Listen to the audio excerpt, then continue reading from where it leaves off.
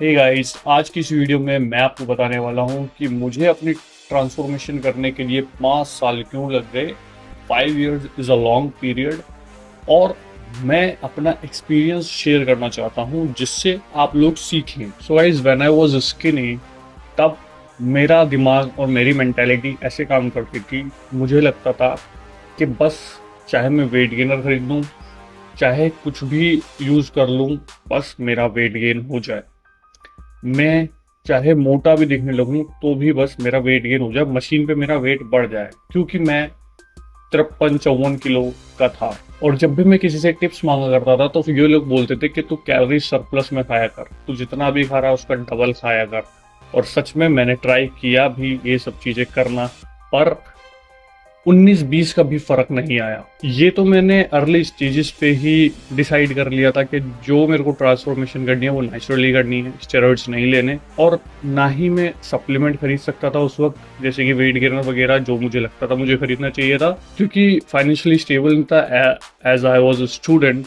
और मैं घर वालों से उतने पैसे भी नहीं ले पा रहा था। तब मैंने डिसाइड करा कि चलो कैलोरी सरप्लस में अगर खाना ही है और खाना पड़ेगा ही, तो मैंने सोचा कि चलो डाइट मैनेजमेंट करते हैं। तब मैंने जो भी मैंने सोचा वो ये सोचा कि अभी जो मैं घर का खा रहा हूँ वो खाता रहता हूँ, और उसके साथ साथ बल्किंग के लिए मैं 2 केले पीनट बटर और दूध के साथ मिला के इसे कंज्यूम करूंगा। तो मैंने शेक बनाने की सोचा, क्योंकि वो कैलोरीज उसमें ज़्यादा होती हैं और वो सिर्फ पीना पड़ता है। उसे ऐसा नहीं है कि रोटी के साथ हम खा रहे हैं या चावल खा रहे हैं, तो खाने में थोड़ा डिफिकल्ट और चैलेंजिंग होता है। लेकिन अगर हमने शेक बना लिया तो एक गिलास से पी जाओ। और ऐसा मैंने दिन में 2 बार किया, तो मैं दिन के 2 बार शेक पीता था, जिससे धीरे धीरे मुझे 1 साल के अंदर थोड़े बहुत रिजल्ट आने लग गए। 1 साल के अंदर मेरे को इतनी नॉलेज भी हो गई कि जब आपको वेट गेन करना है तो आपको बल्क करना पड़ेगा, जब आपको वेट लॉस करना है तो आपको कट करना पड़ेगा। लेकिन मेरा गोल अब बदल गया था, मेंटेलिटी चेंज हो गई थी। पहले मेरा गोल था कि मैं सिर्फ वेट बढ़ाऊं। 1 साल बाद मेरा गोल हो गया था कि मुझे मसल बिल्डिंग करनी है। और अगर मैं बल्क करूंगा तो मैं साथ में फैट भी स्टोर करूंगा अपनी बॉडी में।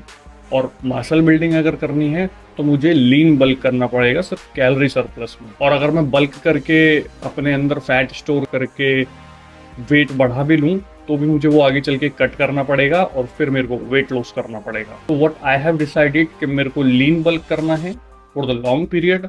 और अपनी कैलोरीज में सिर्फ 200 से 300 कैलोरी सरप्लस रखी।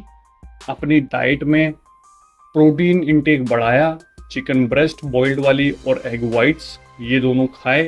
कंसिस्टेंसी से मैंने वर्कआउट किया फॉर अ लॉन्गर पीरियड। तो लीन बल्क से मेरी बॉडी वेट गेन भी कर दी गई स्लोली स्लोली, मेरी बॉडी मसल बिल्ड भी कर दी गई, मेरी बॉडी पर एक्सेस फैट भी नहीं स्टोर हुआ ना जमा हुआ जिसको मुझे आगे चल के कट करना पड़े। और मेरी बॉडी पर कोई ऐसे ड्रास्टिकली कभी चेंजेस आए ही नहीं जिसको मैं कह के ये बोल सकूं कि भाई मेरी बॉडी बन रही है। लीन बल्क में सबसे बड़ी दुविधा जो होती है कि आपको पता ही नहीं चलता है कि आपके गेन्स आ रहे हैं या नहीं आ रहे। वो तो सिर्फ एक फोटो से आप डिफ्रेंशिएट कर सकते हो, वो भी लंबे पीरियड करने के बाद, जैसे कि 6 महीना, साल बाद या 2 साल बाद।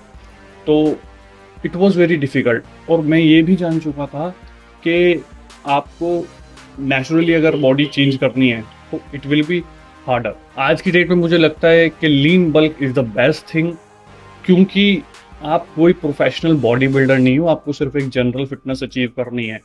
जो बॉडी बिल्डर्स होते हैं वो अपने साइज की वजह से पहले बहुत ज़्यादा बल्क कर लेते हैं, जिससे वो बहुत ज़्यादा मोटे हैवी हो जाते हैं, और उसके बाद वो कट कर लेते हैं जिससे सिर्फ मसल मसल बचता है उनके पास। आप कोई प्रोफेशनल बॉडी बिल्डर नहीं हो, आप एक नॉर्मल गाय हो। अगर आप नेचुरल रो के भी बल्क और कट वाली गेम खेलोगे तो लगभग साल भर तक आपको गेनिंग या बल्क करना पड़ेगा, और उसके 6-7 महीने में आपको कट करना पड़ेगा।